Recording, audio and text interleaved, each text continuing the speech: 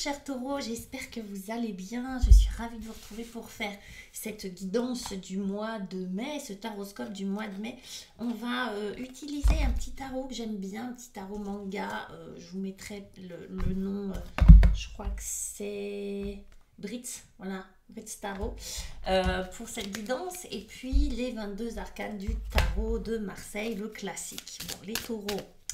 J'espère que ça va, c'est votre mois anniversaire normalement les taureaux, donc changement de cycle, on va aller voir si tout ça va vous porter bonheur. Pour ceux qui souhaiteraient une guidance avec moi, vous avez mon mail, vous avez les réseaux sociaux, tout ça là juste en bas de la vidéo et vous pouvez du coup me joindre quand vous voulez, comme vous voulez. Pour des guidances, en général je propose des guidances d'une heure, c'est vraiment des guidances complètes où on a l'occasion de tout regarder, de tout voir.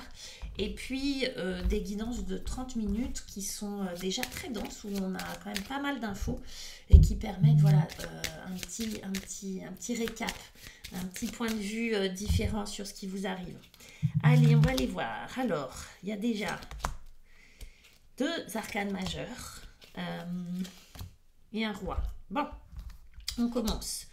On commence avec la roue de fortune. Bah ouais, vous voyez, je vous parlais de changement de cycle, de nouveau cycle, et ben on est en plein dedans en fait avec la roue de fortune.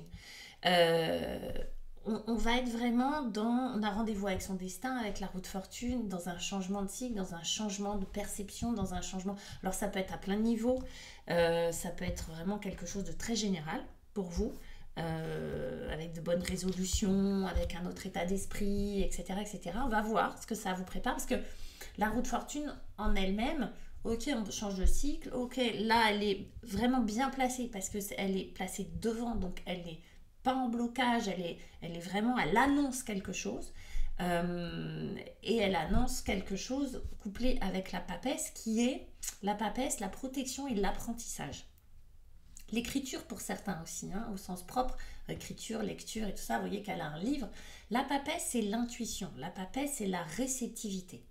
La papesse, on l'associe souvent, oui, à l'intuition, mais c'est au-delà de l'intuition, c'est la réceptivité, c'est la capacité à accumuler du savoir, à accumuler des informations. Ça peut être aussi à accumuler de l'argent. C'est pour ça que quand on a la papesse, c'est une période d'économie. D'accord, on charge les batteries avec la papesse, hein, c'est vraiment ça. Si on pouvait donner une image triviale pour décrire la papesse, c'est on recharge les batteries. Quelles batteries sont déchargées chez vous? Est-ce que c'est de l'énergie? Est-ce que c'est du savoir en règle générale avec un grand S? Est-ce que c'est de la créativité? Est-ce que c'est de l'argent? Voilà, qu'est-ce qu'on recharge? L'idée, c'est qu'on commence ce nouveau cycle. Et vous voyez comment elle est habillée, la papesse, elle est très couverte. On le commence avec de la protection. Protection, accumulation, récupération de ressources, j'ai envie de dire, avec la papesse.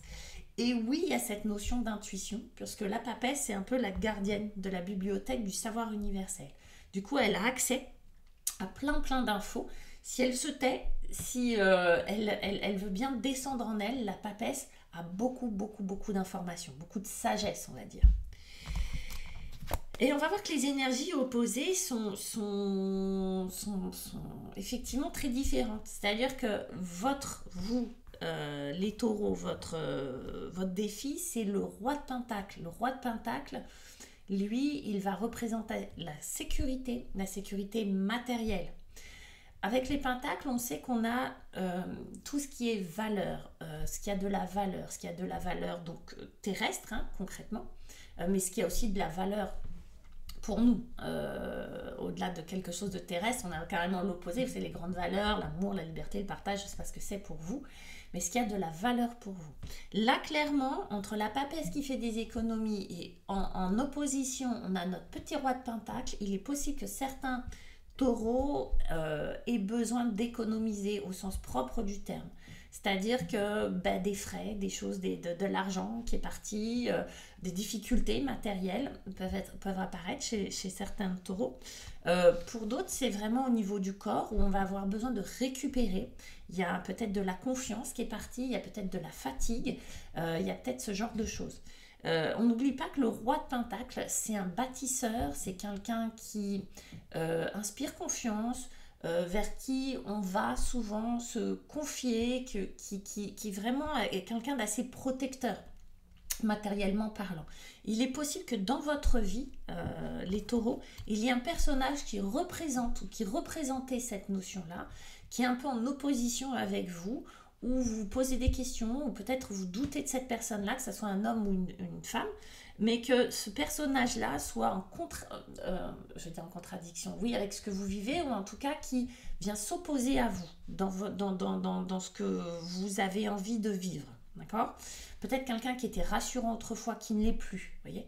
Moi, je pense que c'est aussi une ambiance générale où vous commencez ce mois à tâtons, où vous ne savez pas vraiment où vous allez. Surtout qu'en plus, on a le chariot qui est l'ambition, la réussite et les déplacements. Le chariot qui est une énergie rapide, une énergie de séduction, une énergie de pousse-toi de là, c'est moi que v'là. Là en face, on a la papesse. Vous commencez ce cycle avec de la discrétion, de la sagesse, de l'accumulation, de la protection. Et on vous dit finalement, tout ce qui s'oppose à vous, c'est ça. Peut-être un voyage qui ne se fait pas, peut-être un succès qui a du mal à arriver. Tout ça, c'est ce que vous allez devoir gagner. D'accord? Plus qu'un caillou dans la chaussure, c'est pas vraiment ça. C'est quelque chose que vous devez récupérer, que vous devez vous approprier. À la fois le chariot et à la fois ce roi de Pentacle que vous devez assimiler. D'accord? Je pense que la papesse, elle est là pour vous guider dans cette assimilation. Comment on fait? Autre arcane majeur, la mort, la muerte. La muerte va nous parler de changement radical, de rupture. Donc vous commencez ce nouveau cycle, les amis, sur les chapeaux de roue. On se débarrasse de tout ce qu'on ne veut pas. On se débarrasse de tout ce qui est encombrant. On se débarrasse de tout ce qui ne nous plaît pas. De tout ce qui est en trop, tout ce qui est superficiel. Si c'est une relation, on fait le ménage dans la relation. Si c'est matériel, on fait le ménage, clairement. On balance tout ce qui ne nous appartient plus, tout ce qu'on ne veut plus. Il y a des gens qui ont hérité d'objets, qui ont des objets dans leur maison. Parfois, moi, en séance, ça ressort. Des héritages, des poids, parfois, des choses auxquelles on reste attaché et finalement qui sont plus... des poids, des poisons, des cadeaux empoisonnés plus que quelque chose qui nous porte et qui nous fait du bien, qui nous font du bien. Du coup, là, la mort, elle vient avec beaucoup de radicalité. Pour certains taureaux, il va y avoir de la colère ou du stress, d'accord, mais dire stop à quelque chose. On élague vraiment les branches de l'arbre. Couplé avec la justice, c'est pas, vous voyez, elle a aussi sa petite épée, elle soupèse, mais pareil. Alors, il peut y avoir de l'administratif, d'accord? Il peut y avoir des choses administratives qui se règlent pour vous, les taureaux, des choses bancaires, des choses, des signatures, des divorces, des choses comme ça. Là, pour certains, c'est ça. Mais pour d'autres, c'est symboliquement, la justice va vous amener plus d'équilibre. Elle va trancher, elle va couper. Encore une fois, je me débarrasse de tout ce dont j'ai plus besoin et j'équilibre. J'essaye de prendre du recul et de faire ce qu'il y a de plus juste pour moi. D'accord? Là, c'est pour vous. Pour pouvoir récupérer ces énergies-là qui vous ont été un petit peu volées. Vous voyez? L'ambition, la sécurité matérielle, le côté j'avance, j'ai confiance, j'ai pas peur. Là, on a besoin de faire du ménage. Peut-être dans vos relations, encore une fois, peut-être dans une situation beaucoup plus intérieure, dans un travail. Peut-être que certains vont démissionner ou rompre avec un travail pour signer un autre contrat. D'accord? Là, il y a vraiment l'idée de... On fait d'abord le ménage et puis après, on équilibre, on signe peut-être un contrat. Ok? Ça peut être un contrat moral vis-à-vis de vous-même. Ça peut être un contrat vis-à-vis de vous. C'est ok, maintenant, je décide ça pour moi avec beaucoup de recul. Ok? Je décide d'être plus juste avec moi. J'arrête de donner aux autres ou de m'investir dans des choses qui ne sont pas à moi, dans des problématiques qui ne sont pas les miennes. Et je fais quelque chose qui est plus en harmonie avec moi-même. Ok? Et vous finissez ce mois avec le 5 de coupe. C'est pas je bois mon petit café, désolé. C'est pas Jojo ce 5 de coupe quand même. C'est un mois un peu spécial, mais il y a la Renaissance qui est assez super. Ce 5 de coupe, c'est pour moi, il n'est pas Jojo, mais comme on a le jugement derrière, justice, jugement, tout simplement, vous voyez. Ce 5 de coupe vient nous parler de ce qu'on laisse derrière, justement, émotionnellement. Elle regarde ces 4 coupes avec un peu de regret, de nostalgie, mais en même temps, il y en a une 5e qui l'attend là, derrière sa tête. Il suffit de se tourner. En fait, pour cette jeune femme, cette représentation, il suffit pour elle juste de tourner et elle voit une coupe. Elle voit finalement l'as de coupe. Vous voyez, c'est pour moi, c'est comme si vous donniez un dernier coup d'œil sur quelque chose que vous avez aimé ou quelque chose qui vous a beaucoup, j'allais dire occupé émotionnellement, mais quelque chose que vous avez beaucoup aimé ou quelque chose qui a beaucoup compté pour vous. On se retourne une dernière fois et on va de l'avant. On va de l'avant parce qu'avec le jugement, c'est vraiment ça.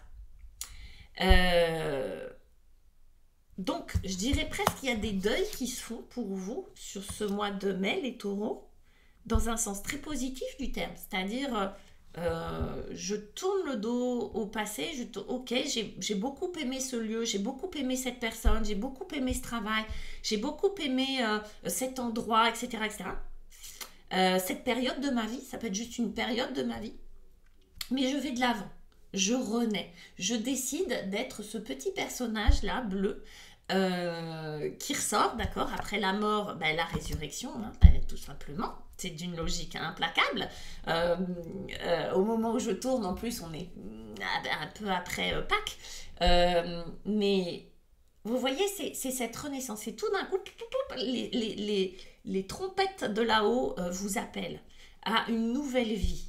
Changement de cycle, c'est hyper symbolique, hein, les taureaux. On est en plein dedans. Changement de cycle.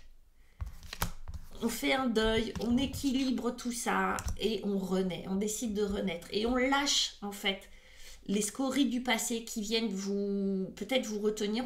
C'est un dernier coup d'œil sur cette image du passé. C'est très, comme je le vois, moi, très cinématographique, mais c'est vraiment ça. On jette un dernier coup d'œil au passé et on va de l'avant. Ça va vous permettre ça va vous permettre de gagner ça, d'avancer, d'aller vite, de découvrir de nouveaux horizons, d'être curieux, curieuse et de construire quelque chose pour vous, les taureaux. Ça va être pour vous et uniquement pour vous. Alors, si les autres en profitent, tant mieux, mais c'est pour vous. Cette énergie-là, c'est pour vous. C'est hyper joli. Vraiment, j'attends vos retours, les petits taureaux. Joyeux anniversaire. Encore une fois, voilà, j'espère que vous allez bien profiter de ces beaux jours qui sont enfin là. Et n'hésitez pas à liker, à m'envoyer vos commentaires. Ça m'intéresse toujours d'avoir vos partages. Et puis, je vous dis à très bientôt. Bye bye. Ciao.